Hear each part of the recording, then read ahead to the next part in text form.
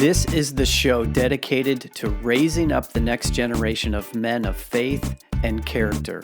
My name is Mark Stanifer. Welcome to the Next Man Up, part of the NRT Podcast Network. Well, hey, gentlemen, welcome into the Next Man Up, back to another episode. Welcome once again to 22 and a new year. And welcome back to a continuing series on exploring the essentials of manhood. You guys know this. My name is Mark, and I'm excited to be with you once again. Well, as I said, we're going to continue our exploration on this idea of the essential qualities of manhood. And if you've not experienced any of the discussions, the content that we've shared before, courage, leadership, love, strength, all these different things, and you want to engage with that either before this episode or after you listen to this one, if you go to our website, thenextmanup.com, go to the blog page, you'll find that at the very bottom in the menu. On the blog page, in the search bar, you can just do a search on essentials of manhood. And what you will get is the podcast episodes on the topics, the written articles on the topics, and you'll be able to engage with the series to date as a resource for you as you explore for yourself and for your son what it really means to be a man. So again, thenextmanup.com/blog, do a search on Essentials of Manhood, and you'll be able to find everything that we have shared to date there. Well, as I said, today we're going to be focusing in on this word honor, this idea of honor. And for me, it represents one of the four qualities that were important in the Stanifer family for defining what it means to be a man, and for taking my boys through their process, identifying what it really means to be a man, what the qualities of manhood are. And honor was one of the four that we really leaned into. And so it continues to have significance and meaning for me in a personal context, but also in this context here, as we explore this idea of what are the essential qualities of manhood? What does it really mean to be a man? And so for this reason, the honor is significant to me in this context. Now, perhaps you're asking, why honor? Well, I guess here are a couple thoughts as to why this one and not other words. First of all, it's a really big idea word. It's not one of these words that just has a tiny, very specific or even niche meaning. This is a word with many dynamics and many applications. It's a simple word, a simple idea, so to speak, but with broad impact and with nuance. And as I was thinking years and years ago about how to capture the essence of manhood in a simple way for distillation and consumption by my boys at the time, what I was really looking for through the word honor is a principle to govern interactions with others, whether that's your wife or your family or your friends or your colleagues or your teammates. It doesn't matter. This one principle applies to any and all relationships, any and all situations where you are interacting with others. And so it really resonated with me as I leaned into the ideas of honor as this one word that captures really how I want to be as a man when it comes to interacting with others. That's why, for me, honor stood out, and it's why we're leaning into it here in this context as well. So what is honor really? I'm sure you have ideas and conceptions, maybe some good firsthand experience of what honor means for you. But let me expand and grow your understanding a bit as we explore this word in multiple applications and multiple facets. But before I do that, let me tell you a story. I have to be vulnerable and confess something to you here. Well, I was taking my oldest through his journey at the very beginning, I guess you could say, and my first time really guiding guiding a son through a rite of passage process. I was looking for a way to observe honor, to see it in action, thinking that if we could see it demonstrated, it would begin to resonate with him what it means, at least in part, to live with honor in relation to others. And so, what better place to go observe than the mall, where there are lots of people coming and going? And so we did. And my first thought was, well, let's just observe the entrances and coming and going. And I was hoping to see others holding the door for people holding the door for others. Maybe those that they're there with, or maybe those that they don't even know. But I was hoping to capture that, only to find out that all the doors were motion generated and automatic. So plan A out the window. So then we sat in the food court for a while just to observe people. Now, he had a notepad and a pen to take some notes on what he saw, and we weren't eating. We felt super conspicuous and obvious and out of place there. And honestly, guys, it was a huge fail. It was just a huge fail. He and I had to look at each other at one point and be like, this isn't really working, is it? We're not really accomplishing what we wanted to accomplish. And so we just bailed. We just bailed on the idea. And what I came up with after that, I'm not sure that it was a better one, but essentially I had him write an essay, do his own research, do his own thinking, and compile it into a written form in an essay.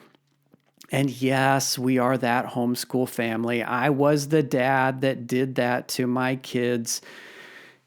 I didn't really know what I was doing. I can look back on that now and think that maybe that wasn't one of my finest moments.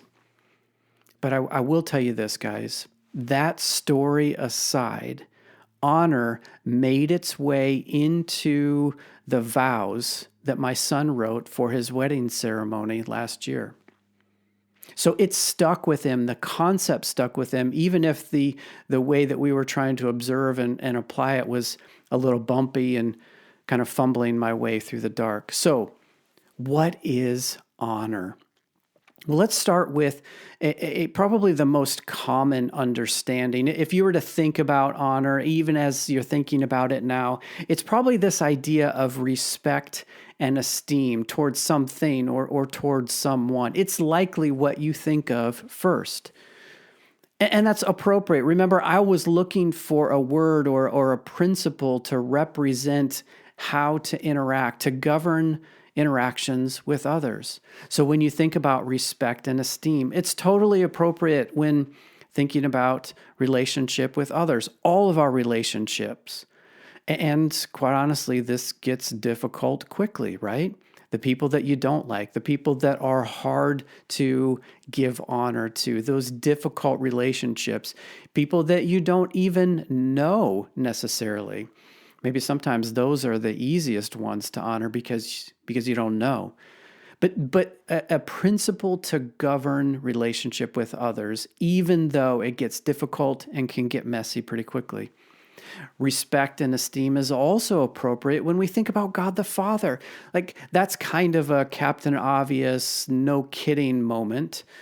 But it's worthy of saying, honoring God the Father, respecting and esteeming Him as creator and sovereign and Lord of everything is fully appropriate in how we approach our interactions.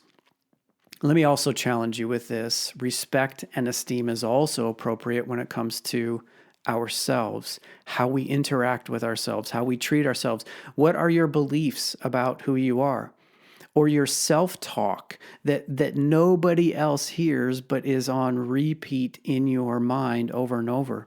Or your actions toward yourself? Are they about respect and esteem?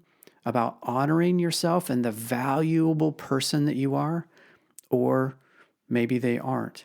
So this idea of respect and esteem as relates to honor. Another idea is around right conduct. Now, maybe you think about this as well when you think about honorable conduct. This is really what we were looking for at the mall all those years back. We were looking for behavior that represented honorable behavior, honorable conduct toward others, toward family, friends, your fellow humans. And think about this for a bit, guys. We need honorable conduct. We need right conduct in our businesses, in our faith communities, in our youth sports, both as parents, maybe more so as parents, and as coaches. We need right conduct in the schools that we interact with or participate in. We need right conduct in the home. This is a big theme. Again, honor as one word, but a really big idea. We need right conduct, and we as men can be about displaying that right conduct. Now, I should also say, I'm not talking about perfection, but I'm talking about setting an example that is worthy of being followed. Honorable conduct that someone else sees and recognizes and wants to model. I know this to be true. When men live and behave honorably, it is a blessing to others. Why do you know this to be true? Because we've experienced the carnage and the chaos and the negative ripple effect when it doesn't happen. So, respect and esteem as an idea of honor, right conduct as an idea of honor. And then the third thing that I want to pull out as we think about what it really means, what honor really means, is this component of a rare privilege. Now, how do you approach opportunities that you've been given in your life or events that you get to participate in? Is it an honor for you? Do you see them as a rare privilege for you to be a part of that community or to participate in that activity? Or maybe your attitude is more of an entitlement. Or maybe the thing that you're invited into or asked to do, you see as actually beneath you. What is your attitude and your posture regarding the events and the activities that you find yourself experiencing? What about as a husband? What about as a father? When you value these roles, these opportunities as a privilege, your attitude and your posture is different. They aren't taken for granted. They become special. They become rare. They become privileges. They become things that you honor as a result of your opportunity to be in that role or to experience it. I would also say, and you could argue with me that maybe this is a bit of a stretch, but men of honor are rare. It is a privilege and a calling to become one, something that should humble us and at the same time spur us on. To be a man of honor is a privilege, and unfortunately, it is rare. So let's continue this theme of becoming men of honor. How does that happen? Well, first of all, you got to do the work. You got to change your thinking. You got to change your behavior. You got to change the way you look at the people around you and the opportunities and the experiences around you. And as you change, you begin to demonstrate, to model, or as I said before, you lead by example. And as you begin to lead by example, as a father, you can then cast a bigger vision for your boys. You can inspire them to go after it, to lean into and move towards this big idea of becoming a man of honor, because you've cast a big vision. You've made the challenge inspirational and adventurous. and yes, risky and difficult and hard, but so much better. We talk all the time here about setting the bar higher. This is a way to do it. Cast the vision big for what it means to be a man of honor. Set the bar higher for your boy. Lead him by example and inspire him and encourage and invite him to go after it himself. And then, of course, there's just the continuous growth. This is not a one and done. This is not something that you will likely ever fully arrive to. Perfection is off the table, but progress is the challenge and the invitation, that continued opportunity to grow and grow in your understanding of what it means to be a man and becoming a man of honor. Okay, well, I went maybe just a little bit long kind of riffing there on this idea, but there are my thoughts on honor, where it comes from in my own journey, what I believe it means, and how you, as a man, as a husband, as a father, can move toward incorporating this big idea of this one simple word, honor, into how you relate with everybody around you, including yourself. Okay, I'll stop there. Let's put a bow on it. Thanks for being with me, guys. Again, if you want to experience the whole series, you can find it on our website. Do the search, as I said, and fully expecting to be back, same bat time, same bat channel next week. Looking forward to it. Until then, adios.